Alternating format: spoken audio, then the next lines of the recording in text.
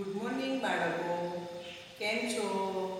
નવા વર્ષના 2021ની સાલમાં ધોરણ 3ના દરેક બાળકોને શાળા તેમજ આચાર્ય મેડમ તેમજ શિક્ષકો વતી બધાનું સ્વાગત કરું છું. ચાલો બાળકો, તમે અગાઉના વર્ષના બધું ભણી જ ગયા છો. હવે આપણે એનું પુનરાવર્તન કરીશું. વિષય છે ગુજરાતી, ધોરણ 3. સારું, પુનરાવર્તનમાં આપણે લઈશું ક થી ત્ર સુધીના મૂળાક્ષરોનું પુનરાવર્તન કરીશું. હવે એના ઉચ્ચાર કેવી રીતે થાય અને કેવી રીતે લખાય એ બધી જ સમજણ હું તમને આપીશ. પહેલું ટપાલ લીટીની અંદર જ આ મૂળાક્ષરો લખાય જેથી તેના વળાંકો પણ સરસ આવે છે અને સારી રીતે તમે લખી શકો છો. હવે શરૂઆત કરીશું ક. તો ક કેવી રીતે લખાય છે એ હું તમને પહેલા બતાવીશ કે ઉપરની લીટી અને બંનેની લીટીને અડાડીને જ ક લખાય અને આ બંનેની બાજુમાં જ આ છે હાસ્યો. હાસ્યામાં કશું લખાય નહીં. હાસ્યા પછીથી જ શરૂઆત કરવાની છે. એમાં આ બંને લીટીની વચ્ચે વચ આ રીતે એનો ક. શું ઉચ્ચાર બોલાય? ક. ક પછી શું આવે? ખ. ખ. હવે અહીં જો આ લીટી અને આ લીટીને બરાબર અડાડાય છે. ખ. હવે આવ્યો ગ. શું બોલાય? ગ. હવે એના પછી આવશે ઘ. ઘરનો ગ. એટલે બરાબર અને આ રીતે જ ગ લખાશે. કારણ કે હું આગળ તમને પાઈ અને પાઈ વગરના મૂળાક્ષરોની સમજણ આપીશ. એટલે જે પાઈવાળા અક્ષરો હોય એ નીચે અડતા નથી. હવે ચ. તો ચ જોઈ લો. આ પાઈવાળો છે એ નીચે અક્ષર અડતો નથી. ચ. પછી આવશે છ. છ પણ આખો ઊંચો જ લેવાય છે. છ. છ પછી આવશે જ. જ પછી ઝ બોલાય છે. શું બોલાય છે? ઝ. એને આખો આમ કરી વાડકી કરી અને આ સીધી પર ઝ. પછી ટ. ટ બોલાય છે. આપણે શું ઉચ્ચાર બોલે છે? ટ. તો ટ હોય તો તેનું શેષ પેટ આગળ આવે અને આ રીતે ટ. હવે આવશે ઠ. તો ઠ પણ તમને આ રીતે લખાય છે. હું આગળ તમને ટ અને ઠ બંનેનો ભેદ હમણાં સમજાવું છું. ઠ. ઠ પછી આવશે ડ. હવે એને ડ બોલાય છે અને ડ. તો એને ડ પણ આખો આમ કરી એનું પેટ પાછળ જશે. ડ. હવે ઢ ઢગલાનો ઢ આવશે. તો ઢ પણ એને કેવી રીતે લખાય છે જોઈ લેજો. હા, બરાબર. આ ઢ. હવે આવશે અણ. અણ પણ તમે જુઓ આખી આમ કરી વાળી અને અણ. દરેકની હાર એક જ સરખી આવી જોઈએ. અણ. હવે ત. ત પાઈ વાળો અક્ષર છે એટલે એને બંને લીટીને અડતો નથી. ખાલી એનું જે પાઈ છે એ જ અડે છે. ત. પછી થ પણ જોઈ લો. થ. થ પછી દ. હવે મેં તમને શીખવાડ્યું કે ઘ અને ધ. જોજો ધ સેજ શું કરાય છે? આ ઊંચી લઈ અને તેનો દાંડી આટલે જ આવશે. ધ. ધ પછી ન. ન પણ કેવો છે? પાઈ વાળો છે એટલે આ અડતો નથી. પછી આવશે પ. હવે પ અને ય બંનેનો ભેદ તમને સમજાવું છું. આ પ છે. પ પછી ફ. ફ પણ ઘણા લોકો આવી રીતે લખે છે કે આમ કરી આમ લખે છે પણ આ ખોટો છે. આ બંને લીટીની અંદર જ ફ લખાય. બ. એ પણ પાઈવાળો છે. ભ. એ પણ પાઈવાળો છે. મ. એ પણ પાઈવાળો છે. મ પછી ય. હવે મેં હમણાં તમને શીખવાડ્યું કે પ અને ય આ રીતે થાય અને પ આ રીતે થાય છે. ર. લ. વ. પાઈવાળો છે. શ. હવે ષટકોણનો સ આવશે. એ પણ પાઈવાળો છે. શ. હવે આવશે સઘળીનો સ. શ. એટલે આ અક્ષર ખાસ યાદ રાખવાના. સ, શ, સ. હવે આવે હ. હવે હ પણ ઘણા લોકો આ રીતના લખતા હોય છે. આમ કઈ આમ લખતા હોય છે પણ આ કેવો છે? હ આઈ ગયો હ. પછી અડ, અડમાં પણ એવું જ કરતા હોય છે. આખો આમ કરીને આમ પાછું લખે છે, એ પણ કેવું છે? ખોટું. ક્ષ, હવે ક્ષ અને જ્ઞ બંનેમાં છોકરાઓ બહુ જ ભૂલ કરતા હોય છે. ક્ષ કેવી રીતે લખાય છે હું તમને બતાવું કે આમ કરી અને પછી આ કરીને આમ ક્ષ લખાય છે. જ્ઞ એવી રીતે જ આમ વાટકી કરો અને આમ કરો, તરત જ જ્ઞ આ રીતે લખાશે. જ્ઞ અને આવશે 3. હવે બધાના જો કના કોઈ વળતા નથી, સીધા કના સીધા જ આવશે. બરાબર? ચલો હવે આપણે એકવાર હવે એનું વાંચન કરી જઈએ. હવે વાંચન કરીશું. ક, ખ, ગ, ઘ, ચ, છ, જ, ઝ, ટ, ઠ, ડ, ઢ, અણ, ત, થ, દ, ધ, ન, પ, ફ, બ, ભ, મ, ય, ર, લ, વ, શ, શ, સ, હ, અડ, ક્ષ, જ્ઞ, ત્ર. હવે હું તમને બંને અક્ષરો સમજાવું છું કે આ ઘ જે છે ઘ, આ ઘ અને શું કહેવાય? ધ. હવે બંનેનો ભેદ બતાવું. આને બોલાય ઘરનો ઘ, આ રીતે જો, અને ધ છે ઊંચો આમ આવી અને શું બોલાય? ધજાનો ધ.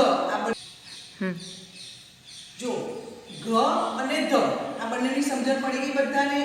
અને ઘ કહેવાય અને ધ કહેવાય. એવી રીતે અને જ બોલાય અને ઝ બોલાય છે. એવી રીતે આ ટ અને ટ બંનેમાં ભેદ શું છે? તો ટ ટપાલીનો ટ એટલે એનું પેટ આગળ આવે છે, ટ બોલાય છે. અને ડ બોલાય છે, ડ, ટ અને ડ. આ બંને જોઈ લો. એવી જ રીતે પ અને ય, પ અને ય બંને જો. આ પતંગનો પ એનું પાછું આ રીતનું છે, આ રીતે વાંચે. અને ય કેવું બોલાય છે? તો સેજ એનું પેટ આગળ આવે છે. અને આ પ અને ય આ બંનેનો ભેદ તમારે ધ્યાન રાખવાનું, કારણ કે એમાં ભૂલ. એવી રીતે ક્ષ અને જ્ઞ. હવે જો આ ક્ષ અને જ્ઞ આમાં બહુ જ ભૂલ કરતા હોય છે છોકરાઓ. તો આપણે પહેલું એને વાળકી આમ કરી દેવાની અને આમ આખું તો યાદ આવે. હવે એને આવશે ક્ષ અને આમ કરીને જ્ઞ. એટલે ક્ષ અને જ્ઞ આ બંને મૂળાક્ષરો આ રીતે લખાય છે અને એનો ઉચ્ચાર ક્ષ બોલાય છે અને એનો બોલાય છે જ્ઞ. એટલે ક થી ત્ર સુધીના મૂળાક્ષરો આજે આપણે શીખી ગયા છે. એટલે તમારે તમારી નોટની અંદર ડબલ લીટીની અંદર આ જ રીતે ક થી ત્ર સુધીના મૂળાક્ષરો વાંચવાના, ઓળખવાના અને પછીથી સરસ અક્ષરે લખવાના. બાળકો આપણે ક થી જ્ઞ સુધીની સમજણ મેળવી, આપણે તે કેવી રીતે લખાય એ પણ સમજ્યા અને હવે એના ઉચ્ચારની પણ સમજણ મેળવી છે. હવે ત્યાર પછી આવશે સ્વર. સ્વરની પણ સમજણ તમને આપું છું. ચાલો, પહેલો છે અ, આ, ઈ, ઉ. હવે ઉ નાનો છે. ઉ, રૂ, એ, આઈ, ઓ, ઔ, અમ, અહ. હવે આ મૂળાક્ષરોની અંદર શું ભૂલ થાય છે તમને કહી દઉં. અને બોલાય છે અ અને બાજુમાં કાનો કહેવાય અ, આ. હવે આ બંને અક્ષર તમને સમજણ આપું. ઈ અને ઈ. હવે નાનો ઈ છે તો ઈ અને મોટો અને ઈ. હવે નાનો અને મોટો આ બંને મૂળાક્ષરો જુઓ. ઉ આટલે જ આવશે અને ઉ જે ઊંટ બોલીએ છે ને એ ઊંટ. પછી એ અને ઐ. હવે માત્ર ઘણા છોકરાઓ આ રીતના જ કરતા હોય છે, આમ કરી દે, પણ આ ખોટું છે. એને માત્ર કેવી રીતે લખાય હું તમને સમજાવું છું. એ જે તમે ઉપર તમારો કાનો કર્યો છે એની બાજુમાં જ એને અડવો જોઈએ અને સહેજ આડી લીટી એ. એવી રીતે અહીં પણ એ રીતે છે. ઘણા લોકો અહીં આ રીતના લખતા હોય છે. આમ કરી આમ કરે આપણને ખબર પડે નહીં, પણ બંને અહીં એટલે બંને વેને માત્ર આમ જ અડવી જોઈએ. એવી રીતે જુઓ, આ મૂળાક્ષર જુઓ. ઘણા લોકો આ રીતના લખતા હોય છે, કરી અને ઉપર મીંડું કરી દેતા હોય છે, પણ આ કેવું છે? ખોટું છે. એટલે એને આ ઉપર એની ઉપર જ એનો અનુસ્વાર આવે છે અને આને બોલાય અહ.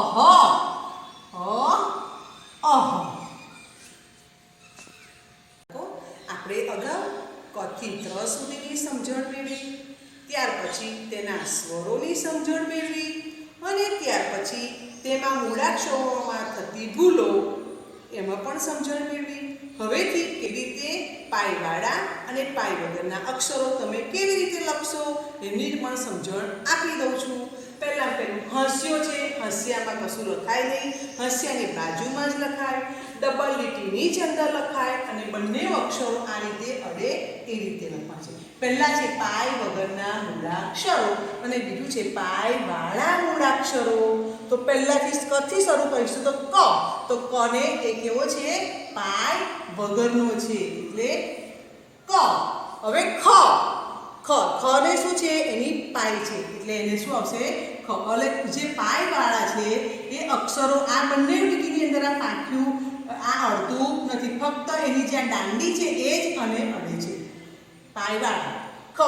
પછી ગ એ પણ કેવો છે? પાય વાળો ગ. પછી ઘરનો ગ એ પણ જુઓ આ નીચે અડતો નથી. ત્યાર પછી આ છે ચ. છ. જ.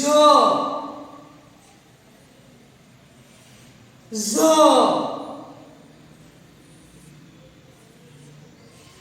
ટ. ઠ.